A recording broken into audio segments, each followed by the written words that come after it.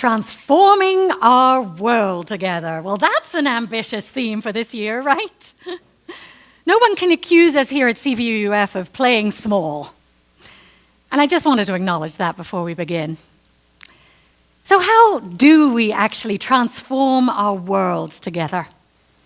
I mean, I know I can transform a few things in myself and maybe in my family and hopefully in the congregation. But in the world? Heck, I can't even get my men to pick their socks up from the floor. And don't get me started about the dishes in the sink. But the world, that's a tall order. I'd like to tell you an ancient story. One day a man said to God, "God, I'd like to know what heaven and hell are like."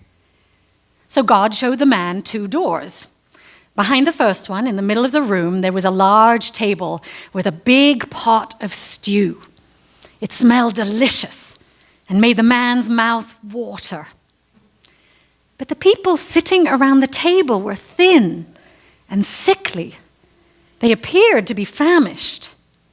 They were holding spoons with extremely long handles, and while each found it possible to reach into the stew and take a spoonful, none could get the spoons back into their mouths.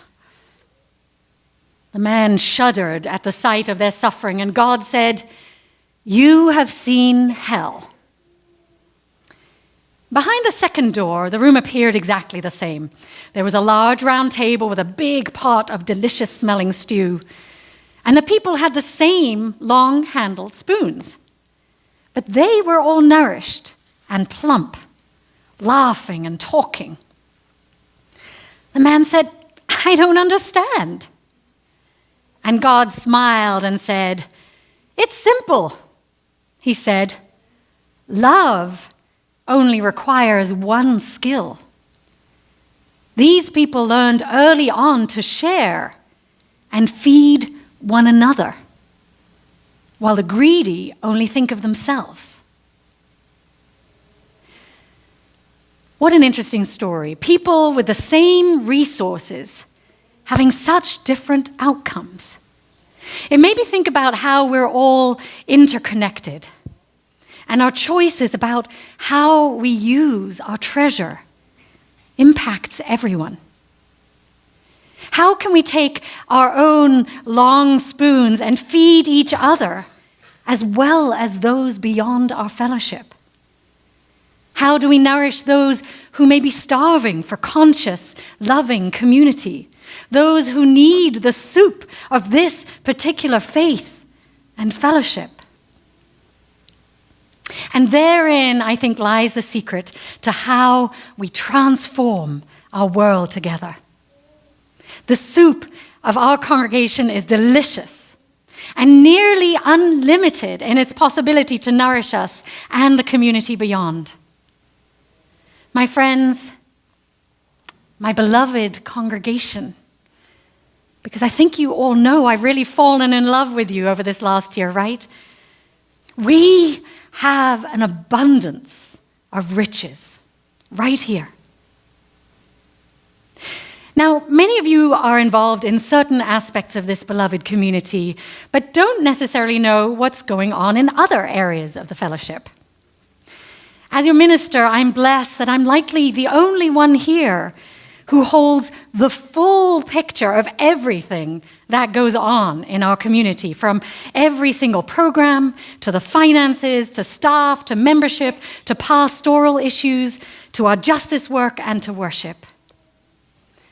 Now, the board and the Committee on Shared Ministry and the Council hold a large part of that picture. But I see my role as being the axle of the wheel, the hub that connects all the spokes of the many programs, ideas, people, and actions that we're engaged with to bring cohesion to the wheel of our community. So I wanted to share from my minister's perspective how things look here from the center of the wheel. Can I borrow your sunglasses for just a second? Thank you. Friends, there's no way to say it, but the future's bright. I gotta wear shades. Thank you. I meant to have my own prop, but I forgot. But you were so handy. Thank you so much. See, we all help each other. But seriously, I'm here to assure you that if you could see what I see, if you could see the entire picture, all of the moving pieces and parts, all of the exciting programs and open hearts, that you would pull out your shades and put them on too and smile. I'm here to assure you that the future looks bright, beautiful, and full of promise here. So let me share just a little bit about what I see from the center of this CVUUF wheel. We have an extremely vibrant worship and music program. Walking into a service today as opposed to even a year ago, it would be impossible to notice the difference. We're singing more, playing more, worshiping more, and we're still in the process of transforming and growing.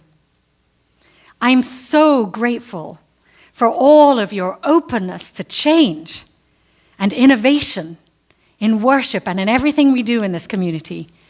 We have a vision of a multi-sensory worship service that appeal to people from varied generations, faiths, and cultures, so that our worship and community is as inclusive and attractive as possible. Our gifted music director, Joel Nica, brings us so many talents, many of which are untapped at the moment, simply because we don't have the budget to support all he can offer us. But we're so fortunate that he's with us. He's growing the choir, arranging pieces specifically to suit them, highlighting our many talented musicians within our congregation, as well as bringing in people from the outside to enhance our music. He's using his technological know-how to extend what we can do. And if we were truly to feed the music program, we could hire section leaders for the choir, drummers, and other professional musicians to enhance our sound even more, which would allow us to do a much greater variety of music. We'd have monitors at the back and the front from which our choir and congregation could more easily read the words without the sun bothering them. And our music program would draw in people from all over, excited by our message. So that's part of our vision as we hope for generous pledging this year. But beyond weekly worship and music, the core of our ministry, what else do we see from the center of our wheel? Programs. We are a thriving congregation in terms of all of our programming. We nourish our fellowship with an extensive range of groups and activities and opportunities to learn. From meditation and movie groups, to women's and men's groups, to chalice circles, softball groups, and family gatherings, as well as many different justice activities. We literally have something for everyone. In fact, we actually offer the depth and breadth of programming that a much larger church would normally have, thanks to all of your creativity and dedication. And our beautiful children, you saw them here earlier, our amazing religious education program. Many families specifically bring their children here since it's one of the only progressive, open-minded programs offered for kids in our area. Our children are exposed to all world religions. They're taught to ask questions, to be kind, and are raised with a fundamental understanding that it takes all of us to make our world more equitable and just. We also offer them comprehensive, thoughtful sexuality education through our OWL program. And this helps our children understand how to have respectful friendships and loving relationships. Again, people from the larger community seek us out specifically for this program because it's so special. And then this year, we're relaunching the Coming of Age program for 8th graders. It's like a bar or bat mitzvah for UUs. It helps our young teens explore who they are, what they believe, and what creates a meaningful life. And they get to do this with adult mentors who are specifically chosen to guide and accompany their transformation from child into youth. And above all, we give our children the message, you are loved. You are nurtured in a caring community for being exactly who you were born to be. I've watched us save the hearts and lives of youth who would otherwise feel marginalized, shamed, or excluded from society. LGBTQ youth, who may not be accepted elsewhere in their fullness, are embraced here. And we're able to do all of this under the wonderful, loving guidance of our Director of Religious Education, Sam Dickerson. But wait, that's not all. Pledge now and you'll get our Vital Social Action program too. Not only do we feed the homeless through our Feeding Hands program, but thanks to your commitment and generosity, we contribute to Manna every week to provide food essentials to those in need. And at a time when so many of our social services are being cut, we're actively engaged in racial and immigrant justice work. We're involved in environmental and reproductive justice. We're fighting for income equality, as well as LGBTQ rights. The only downside to all of this honorable, world-changing activity is that we're often operating in silos. Each silo is filled with a few noble people focused on one cause, which means we can't be as effective or far-reaching as we'd like to be. So to bring us together for more impact, we're doing several new things this year. First of all, in line with our theme of transforming our world together, we're instituting the fourth Sunday of the month called our Justice Sunday. It'll start next week. And no, it's not an episode of Law and Order.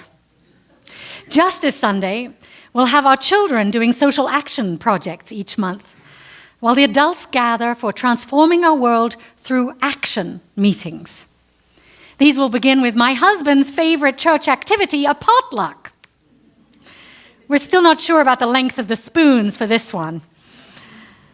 In fact, our Justice Sunday will take place after the service, our first one next week, followed by a meeting in which we'll share across silos. We'll each discuss what we've been doing in our justice work, and we'll engage in spiritual reflection about our efforts, explore the monthly theme, and then look at how we can collaborate to change the world together during the coming month.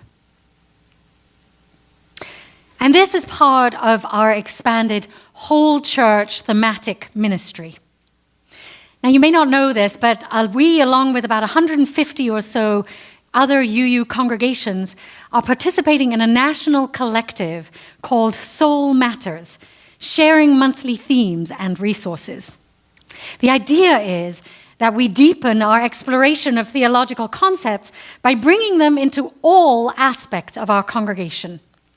So, for example, while we explore the theme of transformation this month in worship, we're also deepening our experience and understanding of that theme in our chalice circles, in religious education, in our women's and men's groups, in our justice programming, and even on our new art wall in Fellowship Hall, thanks to Ani and Gwyn sitting right back there. Have you seen our art wall yet? No? You've got to go look. It's at the back of the Fellowship Hall, and it's a chance to put up your own ideas, poetry, or art around our monthly theme. And then we're going to take a picture of it at the end of every month and share it with everybody, because it's an opportunity, again, to visually transform together as a community. We want everyone to be engaged in this conversation about how we're transforming individually and how we're collectively transforming the world. Meanwhile, the board and I have also created a new strategic plan for the congregation.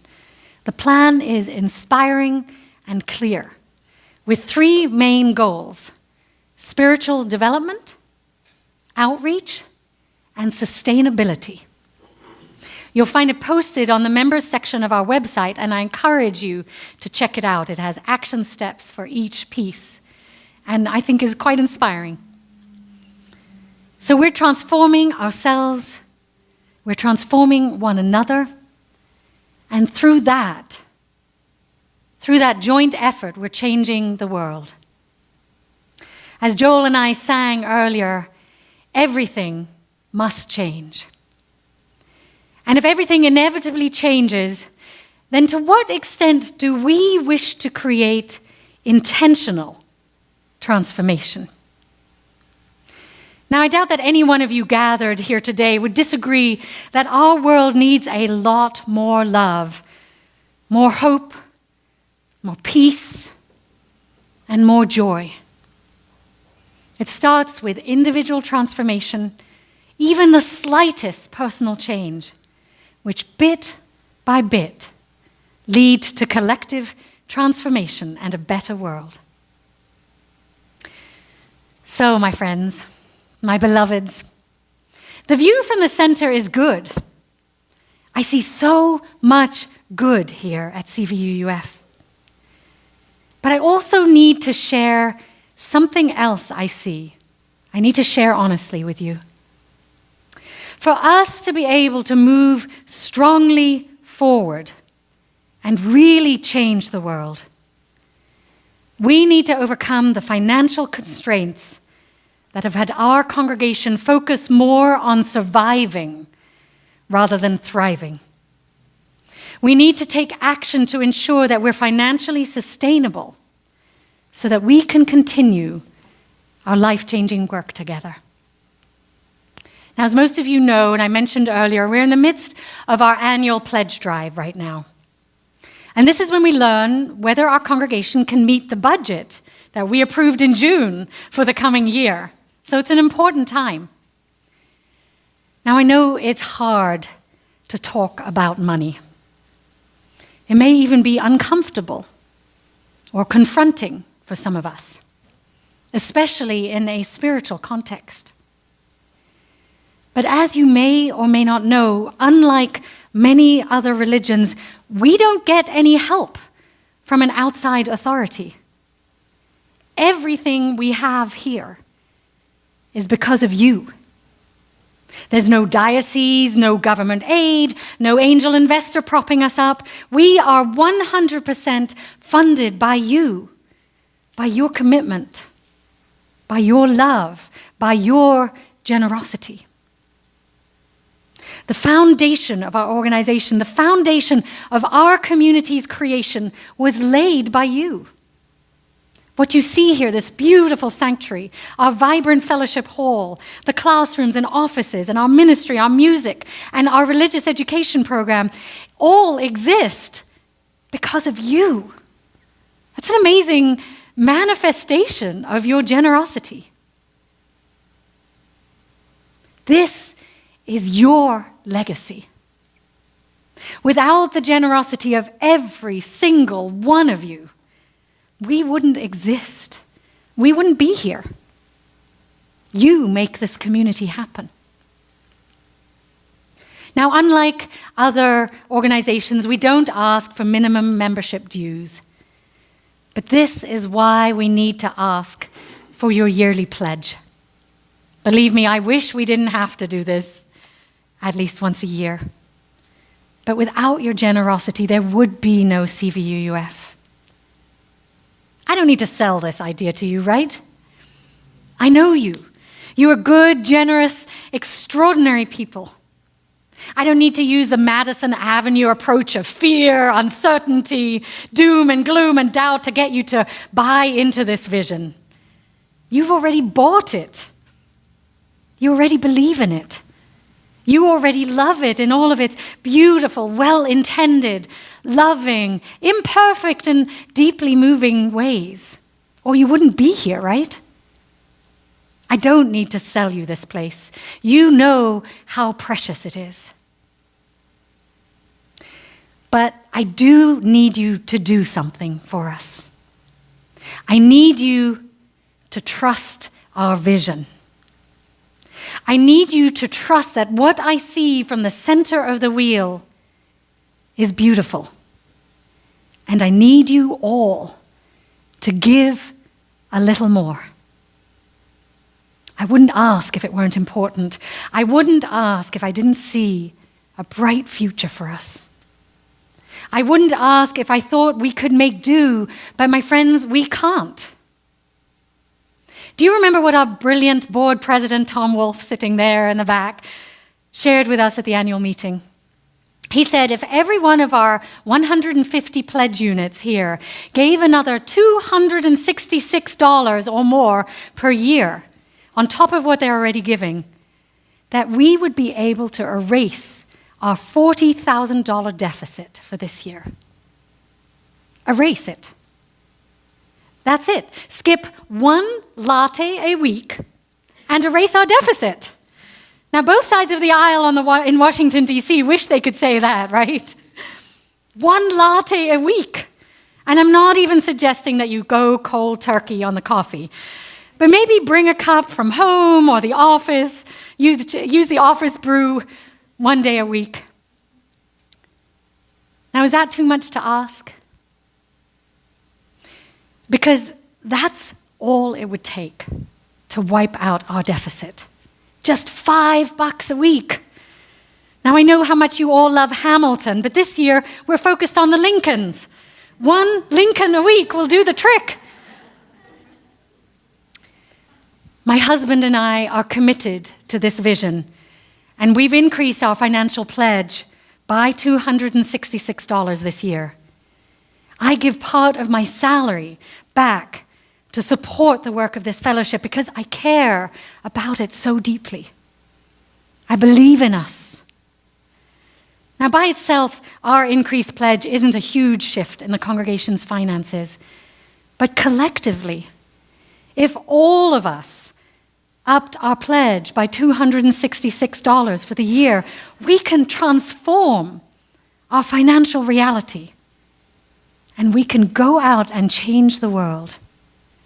Now, as I'm looking out at this room, I know many of you have already raised your pledges by that amount or even more and are giving so generously. And we are profoundly grateful for all you do. And I know that for some on minimum wage or without a job, pledging can be a huge stretch. Oh no, something else you have to give your money to. However, if everyone pledges within their means as generously as they are able, it will make a massive difference and transform our whole financial reality. As your minister, I'm asking you to look quietly within. Think of the difference these friendships, this worship, these programs, and this community make in your life and the larger community. And then pull out that checkbook or that credit card and give what you can to make CVUUF thrive. Not just survive, but thrive. There's no reason why we shouldn't thrive. From my place on the wheel, I see that our future is truly exciting. And I wish I could tell you that the funds to get there were just going to drop from the sky. But that just isn't going to happen, I'm afraid. At least not that I know. It has to come from us. From you, from me, from every beloved member of this fellowship who believes in this mission.